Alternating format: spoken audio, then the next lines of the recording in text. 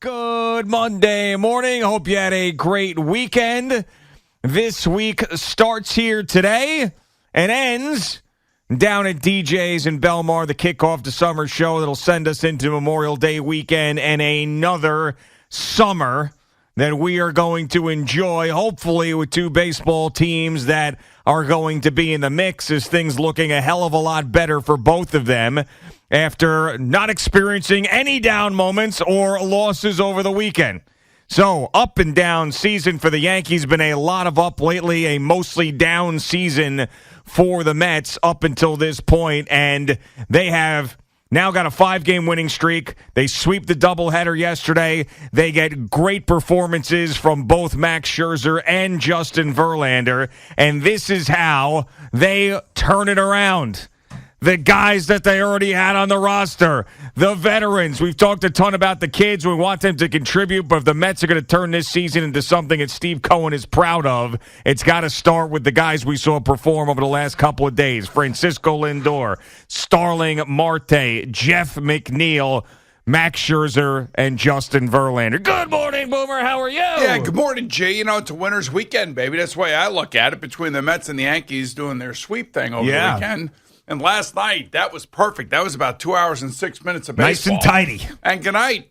Thank you for coming. Right, especially when it's a Sunday night where you don't want to stay up anyway. And everybody was thinking the same thing. You know, watching both Scherzer and Verlander, what are we all thinking? We're all thinking, this is what we expected. Yes. This is what we're hoping for. This is what we want to see more of. This is the kind of thing that, you know, you get $43 million for. And, you know, and sure, Verlander was unbelievable last night. But then again, like, you have to remember, we all have to remember this. It's May. We got a long way to go. These arms are got to hold up. That bullpen's got to get fixed. Because, you know, even though, you know, they win 2-1 last night, they almost lost Scherzer's, game earlier in the day. I just, you know, it's just nice. They have young players up there. The young players are participating. You know, they're getting involved. Yeah. I don't know about Vientos. I don't know if he's totally ready for this, but I feel better with having him here. And then for the Yankees, I mean, they have Severino back on the mound to go in there and just sweep the Reds and just basically do what they should be doing, beating bad teams. And the Mets should have been doing that earlier this season and hadn't been doing that. And they finally did that against a reasonably good Cleveland team. Yes, that is correct. A Cleveland team that went to the postseason last year and gave the Yankees a run for their money. And, yeah, Max Scherzer, 6 innings, looked about as good as he had the entire year. Of course, comes out talking about a callus that burst and gives you that in the postgame and looks exhausted. But I'm not going to focus on those things. I'm going to focus on the fact that he looked all right. He looked very, very good. And Verlander, though, is just he's more of a horse than Scherzer is at this point in his career. Yes, he gives up the big home run. It felt like it was 700 feet to Ramirez in the first inning. And then after that, he was in total control, completely dominated, standing ovation after coming off the mound. I'm building trust towards him. Got off to a really, really bad start with the fact that he had an armpit muscle injury and we didn't see him right off the bat. But more starts like this and I start building trust. But you know, you mentioned Vientos and how you're not sure if he's totally ready, but, you know, him coming up, him hitting that home run, and that first day that he was here, that started this winning streak. That was it. That started this winning streak. So you can't send him back down at any point because he hasn't seen a loss yet. No, I know. I'm not saying you should or you shouldn't. Yeah. I'm just saying one of the reasons I bring in Gary Sanchez because 2 catchers behind, you know, Alvarez get hurt or, you know, have dry eye syndrome. So it's another opportunity for Gary Sanchez, and he came through yesterday. Yes, he did sack fly, so good for him. I mean, I don't expect him to do much. And plus, there's just been so much talk that we have dealt with around Gary Sanchez that has been negative. So just his name, when you hear it, you're like, oh my goodness, the Mets are giving him a shot. But you know, when you break it down, the Mets are not looking for him to do what the Yankees were looking for him to do when he first came up, which was be, you know, the best offensive catcher in the league for 10 years straight plus. The Mets just need a stopgap guy who's going to be able to provide a little bit of offense and not screw him behind the plate. And so far, that's what he's provided. A little bit of offense and didn't screw him behind the plate. So we'll see how long that lasts. But, yeah, I mean, everything feels good when they're winning, and they're winning exciting games. And we've seen a lot Well, of they're having to come back and win. Well, That's yeah, the thing. but hell, they did a ton of that last year too, though. They did, and then I mean, it's just I'm believe me, I was excited as hell watching these two pitchers last night, and the fact that second game was 2 hours and 6 minutes was ridiculous. It's frustrating because your pitcher's pitching great, but so is theirs. Yeah, and it was, I don't know, maybe it was me. I thought Bieber and Verlander, they seem to have like the same kind of motion. What do you think? Yeah, I mean, I think that's fair. Yeah, I think both of those guys are dominant and good. And when you saw that matchup, you figured that it would be a quick game. So yeah, and we're watching here with the highlights on CBS Sports Network with the Casamigos tequila right on the mound, which is just. Oh, by the way, that it all started. The here. logo right on the mound. Yeah, it all started right here. It all. That's right. Just when it was so me, you, George Clooney, Randy Gerber, and Mike Melman. And we were all there's together. the Casamigos right there on the other side of the Team Boomer football. And it all started with our I should say, boat party. Yes, very much so. All right, so we've seen a lot of celebrations that have gone on in baseball. Yes. We've seen, do you remember back in 2018 when Todd Frazier started the salt and pepper one at second base? Where we actually did a little, me and you did a meme or a GIF of that actually with Tom Izzo, where they did the pepper shaker at second base. I kind of remember it. Yeah. So what are your thoughts on the hump that is going on now? I don't know what this is. This is kind of the weirdest thing I've ever seen. Yeah. I mean, where the four infielders come together after the game, put their arms around each other's shoulders, get in a little semicircle or circle, and then just hump it together. I'm not really sure what they're trying to get across. No, I'm not a guy who is someone that's like, that's offensive or this or that. I've never been that guy. But this is strange. And also, it's not only that. You get like Pete Alonso in the dugout who humps the railing when things go well for the team when he's in the dugout. He's a humper. He gets up there and he just starts pounding the railing. It's like the dog at the party that isn't fixed. Yeah, right. The non-neutered dog who just grabs a hold of your leg and starts going at it. You think it's something that we should try to do here? I mean, it is. That's what's going on. Do you think we should be trying to do this here or no? Sure. Do you want? I mean, me and you could do it. We could do a full. We could get CeeLo in here and get Al. We could all of us can. You want to just do a pre-show hump every day now? I'm just our post-show hump. Really, a post-show hump. It'd be a post-show hump. I mean, we could do a post-show hump. If the shows go well, we could definitely do a post-show hump. They got this post. Yeah, okay. They got this post-game hump going on after they win. After they win, yeah. So, I don't know. Just beat the bad teams, man. I mean, the Guardians aren't that bad, but, I mean, let's face it. There's 10 or 12 teams that just have no shot.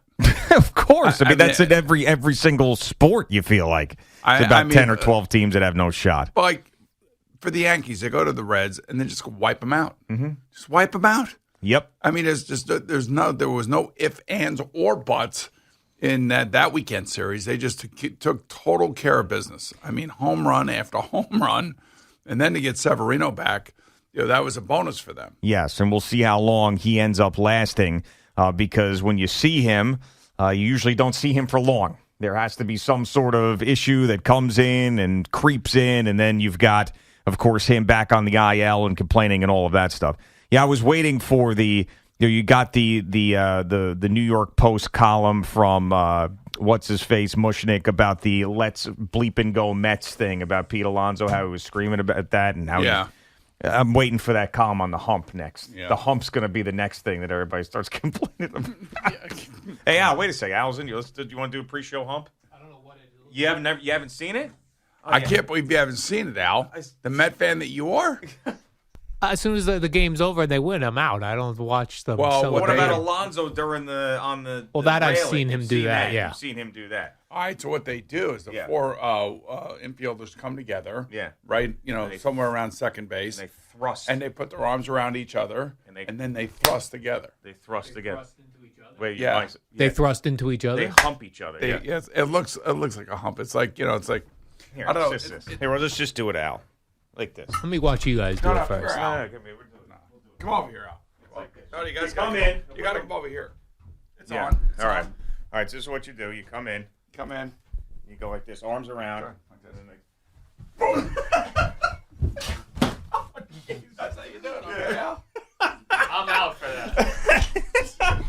might stop watching the Mets. How about you start? Oh, man. God. It's so bizarre. I mean, there's been so many different celebrations. They got the home run stuff where they put like the hats and the helmets and all this stuff. They got the Shohei Ohtani thing for the Angels. Right. Well, yeah, and every team's got something, whether it's chains or whatever. But the humping, the Mets humping is at a whole new level. It's a weird thing. It's just but now that they're winning, they've started to win now with the humping, so it's going to be for the rest of the year. And then the fact that, I mean, they show Pete Alonso, and I'm surprised that they got to find one of these things, CBS Sports Network, so people who haven't seen it can see what's going on. When Pete Alonso is in the dugout and, Lindor hits a home run or the Marte home run, and then you look over and Pete Alonso's in the dugout going, bah, bah, bah, bah, against the railing. Yes. I mean, like a wild animal. Yes, he is. You're thinking, what in the hell is going on with this team? I know. Whatever works, just keep doing it. That's all I say. And You know how superstitious these baseball players are. Yeah. And Eddie's telling me that Nimmo has never participated in any of the humping. Yeah, because it's not only at the end of the game after like a big home run. Like, Yeah, they're all humping, yeah. Like they'll in the on deck circle the next guy and they'll do the little hump. They don't, and the outfielders get together after the game also And hump. but they don't. No, they don't because Nimmo's there. I think they respect his feelings on it. So you're telling me that Brandon Nimmo's religious beliefs are preventing him from humping his teammates? I think that they respect him, and they're not looking for him to participate in that match. Okay. Oh, complications. Is this a divide now in the No, clubhouse? no, it's all good. I think they respect each other. they That's do. cool. They respect all good. him. You think 'Cause he's not. Nimmo's not doing the humping. Yeah. No shot. You think Buck's like, oh my God, like what is going on here? Like I started in baseball 100 years ago. Things were simple, and now here I am. There's a pitch clock. Guys are making $40 million a year, and my team's humping each other. Has anybody asked Buck about the humping? No, I don't think. I don't know. You know us and post-game manager sound. There's Yes, only I so know. much We of don't that like- I can yes. take. Whatever we banned. I don't know. Actually, does CeeLo know the rules? He might not know the rules about Aaron Boone. And he loves himself some Aaron Boone. Oh, he loves Aaron Oh, Boone. He God. loves Aaron Boone. And the rules with Aaron Boone on this show are the fact that we don't want to hear him unless it's some sort of really, really important thing. Well, Now, he did get tossed. He got tossed again. That's not important, really. Who cares? I think he got tossed because he didn't want to be there for an 11:30 start. That's what I think. He gets tossed right in the beginning of the game. He had a noon reservation at Applebee's. He probably was like, screw this. I don't want to be here. Have someone else manage. I'll go in and take a nap in the It clubhouse. was actually an 11:30 game. The 11:30, yeah. And think about this. I did a sports minute on it. It's not that I feel bad for the Yankee fans, but I do feel their kind of like their frustration. You got to find them on Peacock. You got to find them on Apple TV Plus. Yeah. You got to find them on Prime. Yep. And then you got to find them on Yes. And when are they? Where are they? And how do we find them? Well, I mean, it's ridiculous. I mean, you talk about. I mean, it's as bad as the NFL. I mean, you talk about a money grab. Oh my well, God! this week, right? That you had Peacock yesterday.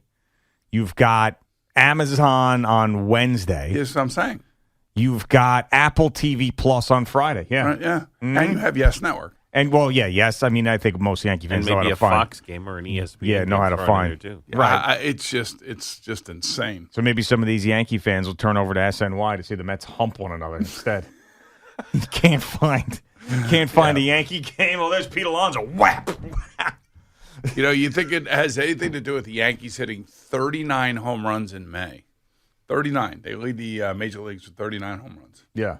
That's who the Yankees are, right? I mean, Yep. they're winning and everybody's all excited and happy. And then when we get to the playoffs, they don't hit the home runs. They don't hit the home runs. The offense shuts completely down, and everybody screams and yells about how Brian Cashman needs to be fired and Aaron Boone needs to be fired, and they need to do all this stuff. They don't do any of that. They bring back the same team, rinse and repeat, and here we are. It is kind of like watching a movie over and over and over and over again. A lot of movies I like, and I do You watch. do? I do. Yeah. I do watch movies over and over and over again. You know, especially But you like the endings of those movies. The Yankee That's fan it. does not like the ending of Yeah, I this don't- movie. Yeah, I don't think this is again. Here we are. They're playing great. They're hitting home runs. Aaron Judge is on a trajectory to be right in the mix for the MVP and all that other stuff. And I think it's just a I don't know. It's May, and we get all wound up in May. Well, of course we do. That's what the baseball fan does. That's what we do. If I We were a have to. Celtic fan, I'd be wound up. Right Yeah, now. right. Holy crap. Absolutely. All Oh right. man. Boomer and Gio on the Fan and CBS Sports Network.